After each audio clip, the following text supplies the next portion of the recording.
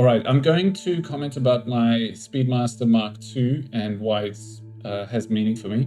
I bought it in 2019 after a really cool project that I was lucky enough to work on, but I'll tell you about that a little later.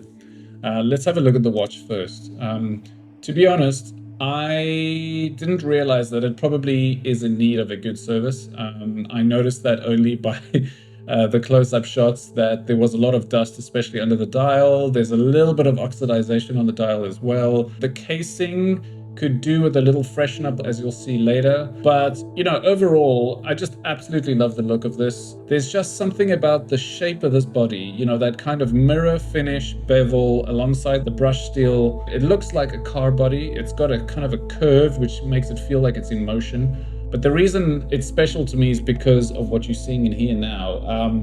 That footage that's being reflected in there is a sort of 12-minute documentary that I got to work on with George Clooney and Charlie Duke, the astronaut. Now, Charlie was eventually on the Apollo 16 mission where he walked on the moon, but for Apollo 11, he was what you call the Capcom. He was the guy who was in conversation with the crew of Apollo 11 as they were landing on the moon. So it's his voice that you hear talking to Neil Armstrong and Buzz Aldrin. Anyway, he was really cool. He had a lot of passion for this. He remembered facts and figures like they were yesterday. I mean, the guy could tell you how many pounds of fuel they used for each stage of the rocket launch. He could tell you at what speeds they were going at. He was just really excited about it.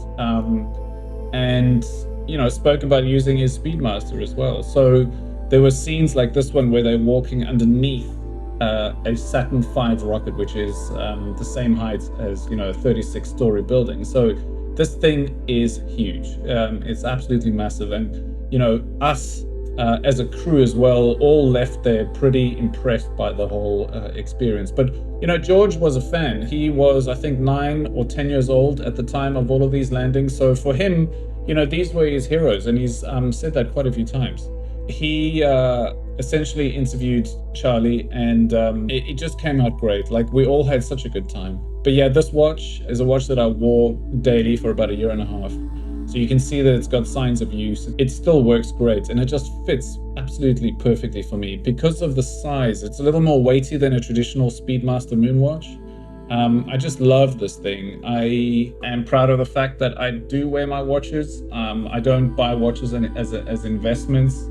This whole experience was really meaningful because it's hard to forget when someone speaks about a time like this with such passion and enthusiasm like Charlie did, that it's infectious, man. And yeah, I'm really proud to have been part of it. And this watch will always remind me of it.